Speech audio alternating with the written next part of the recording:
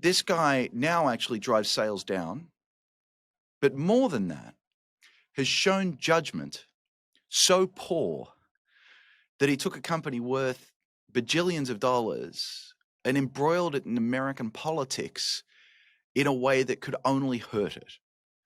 At this point, I'm thinking he might actually be worse at managing Tesla than sort of any random CEO that's out there. Again, I doubt the Tesla board's taking this idea seriously, but I think that that's because they're not a serious board.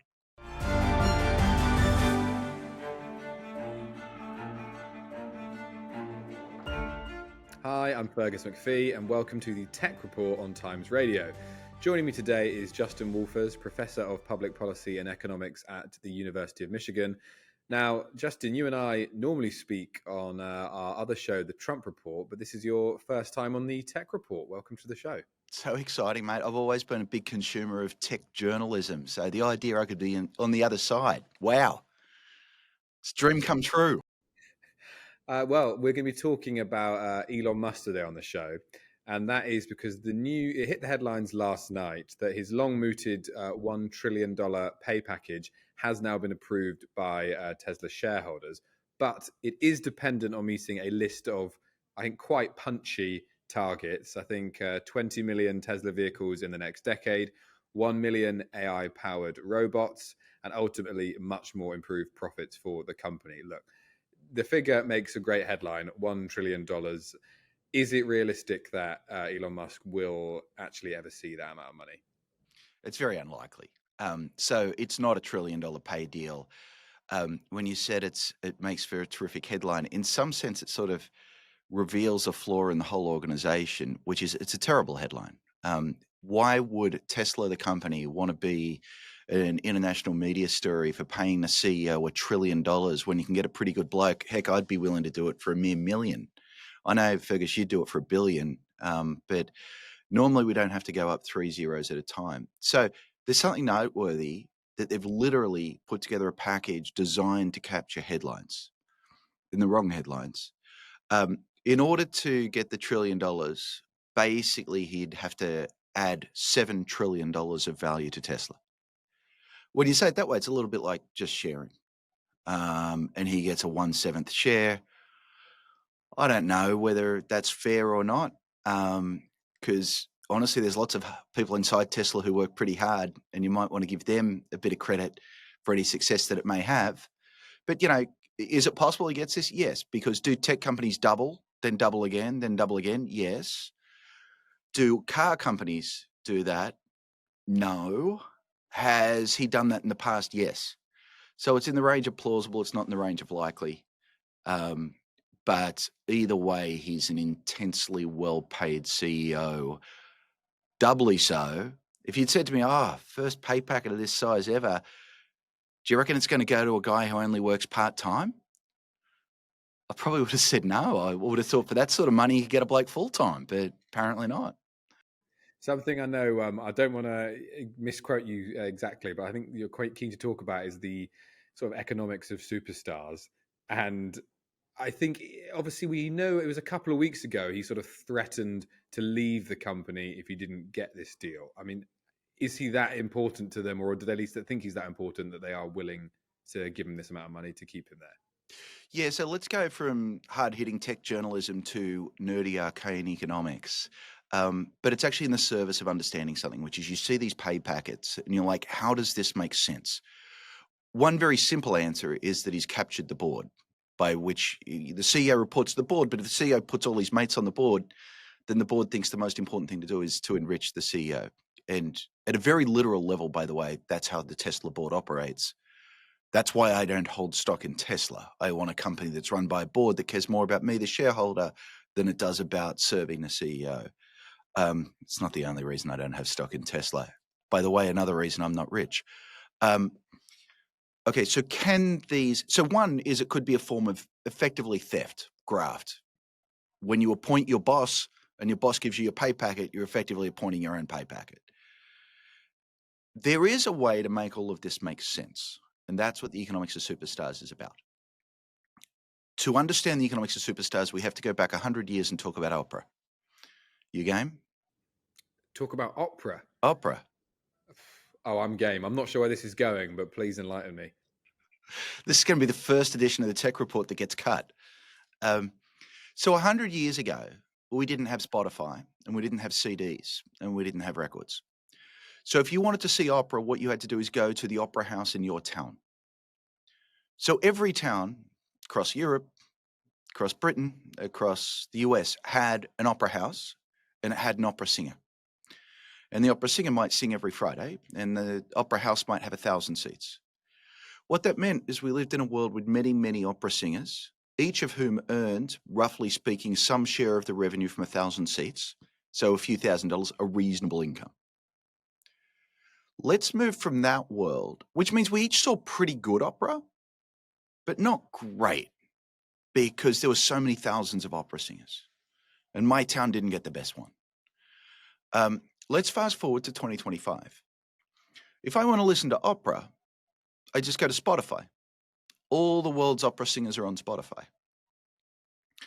Everyone in the world has access to every opera singer ever. I've paid my $15 a month. So now I get to choose. I think to myself, do I want to listen to the world's greatest opera singer, or the world's second greatest opera singer, or the world's third greatest opera singer? What are you going to choose? The greatest. Right. Because he's not more expensive than the second greatest.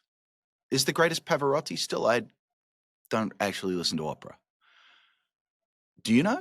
I'm not sure I'm cultured enough to know the answer to that. Ask a bloke on a tech podcast and he doesn't know anything about opera, does he? But let's say the three tenors, they were pretty good. So today, the world's greatest opera singer is listened to by everyone around the world. And every time you listen to a song on Spotify, they get a penny. When that's tens or hundreds of millions of people, that's millions and millions of dollars. So the world's greatest opera singer now is really rich. The world's second greatest opera singer used to fill a magnificent stadium. They wouldn't have gotten London, they got New York. On Spotify, they get nothing. There's no point listening to them. So this now is a world in which, if you think about the economics of opera singers, we've moved from tremendous equality among hundreds of thousands of opera singers to one opera singer who gets all the opera revenue all around the world, and everyone else gets nothing. So tremendous inequality. So this is an idea we call the economics of superstars. This isn't just a story about opera. So what is it we're seeing here? We're seeing that if you can make yourself present in many markets, and there's not much of a price difference between the first and the second best, that everyone chooses the first best. Okay. So any market where effectively now an opera singer has the world's biggest opera house, it's just called Spotify. This, by the way, works for many other domains. Why are athletes paid so much? It used to be to go and watch a soccer game, you had to turn up at the local stadium. And so there were many, many good football players all across the world who all earned enough money to get by. Now everyone watches Real Madrid. Everyone all around the world watches Real Madrid, or Barcelona. And so there are 11 blokes who get paid a lot. And your local third division club, no one goes to anymore. And it barely makes TV. So that explains the inequality across athletes. And on it goes. You can think about a whole lot of other domains that are like this. So this is the economics of superstars. Okay, what has this got to do with Elon Musk? Arguably, business has become a lot more like that. And so the thing is, the addressable market, the size of the span of control, so is what matters for business. So with opera, what changed is the size of your audience. I went from having an audience of 1,000 to an audience of 8 billion. With a CEO, the size of our corporations has grown enormously. And so what's happened is we've moved from CEOs running companies worth a couple of billion to CEOs running companies worth hundreds of billions or more. So now if the span of your control, the difference between a terrific and a not very good CEO could be only 1/10 of a percentage point. But if it's 1/10 of a percentage point across a humongous organization, then it's actually worth it for the shareholders to want to pay the CEO a ton of money. Now you get to say, Justin, you're an apologist for rich CEOs. No, I was going to ask. I mean, Elon Musk at the moment is probably one of the most famous people in the world, I would argue. So is it a case? I mean, has Tesla almost blinked first here, and they think you leaving us is potentially more damaging than us paying you this extraordinary amount of money? So I think that's a really important question. So what the economics of superstars tells us is it's possible that some of these big deals make sense sometimes. It doesn't tell us that this deal makes sense. So um, if the board were a serious board rather than Elon's mates, they would say, is this company better run by Elon Musk than anyone else? I don't happen to believe that that's what this board is doing. And so that gets us to a completely different set of issues. Is the guy worth it? Because if he's actually worth it, you might not like the inequality from these humongous multi-billion-dollar contracts, but it actually grows the pie and makes the shareholders richer and means that we all have electric plug-in cars and the world somehow still is a better place despite the inequality. Is the world a better place with him here? If the guy's really a magician, it may well be. And in fact, you could tell the story of early Tesla, where we moved from a world with no electric cars to electric cars being really important, as being a story where Musk was a dominant player and he was probably worth a lot of what he's been paid so far. The question is this the guy you want to run your company in the 21st century? So, one thing we know about Musk is, for instance, I don't have a Tesla. I actually think they're cool cars. But my partner, Betsy, says we will never buy a car from that son of a because the role that he's played in American politics is so destructive. That's actually an intensely big cost to Tesla, because I'm not the only one. There's millions of folks like me, and we've saw in what happened across Europe to Tesla sales, millions more. So this guy now actually drives sales down, but more than that, has shown judgment so poor that he took a company worth bajillions of dollars and embroiled it in American politics in a way that could only hurt it.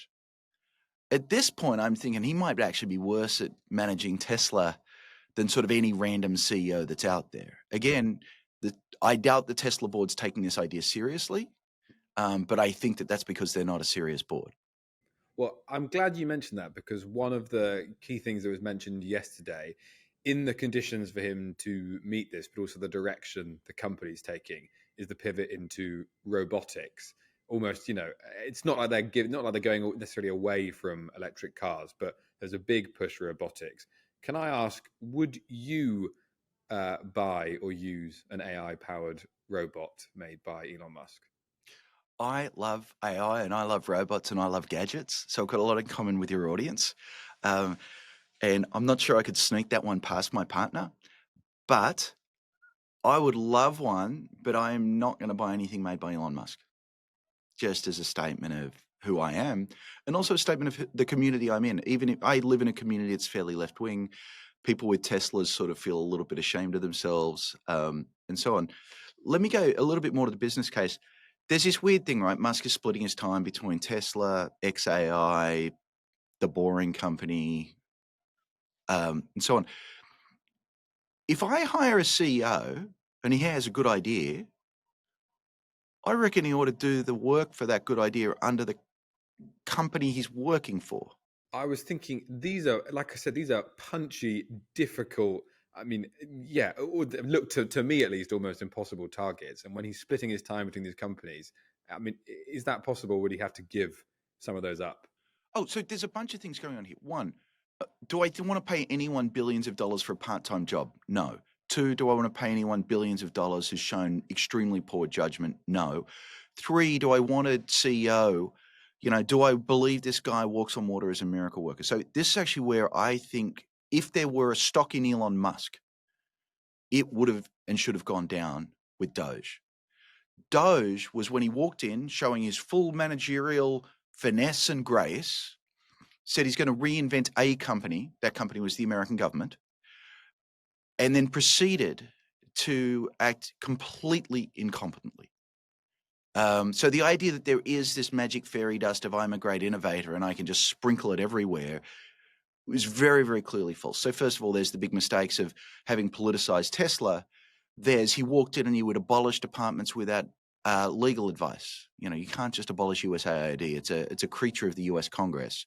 He would fire people on Monday and realize that they're actually important again on Friday. By the way, that's not just a human cost. That's also a very real economic cost. You're sapping them of motivation and so on. And then there's the fact through Doge, and I don't mean this as a political statement, and I do hope your viewers understand this is literally a statement of fact. He relentlessly lied to the American people. We were his shareholders when he was running Doge. We were, and the president, I guess, is the board of directors. He lied to his directors. So if I were on the board of directors of Tesla, how would I feel about employing someone who is so full of puff, and the puff looks magnificent, but who relentlessly and repeatedly and publicly lies and has been shown to lie? That makes him a much less good CEO. I've got to let you go in a second, but I just want to go back to sort of where we started. So with everything we've just described, I have a feeling I know what you're going to say. Is Elon Musk value for money? At the right price, anyone's value for money. And the question is figuring out what that price is for this guy. But it's not $1 trillion. Well, he's not being offered $1 trillion. I know you want the punchy line, but I'm not going to give it to you. I'm going to tell the truth. Yes, actually, I should make that point. It's worth saying, I don't want to put in people's heads that this is cash. I mean, that is a lot of that. That's equity in the company, right? Yep, absolutely. Yep. Justin Wolfers, we always appreciate your time, and thank you for your first appearance on the Tech Report. Great pleasure, Fergus.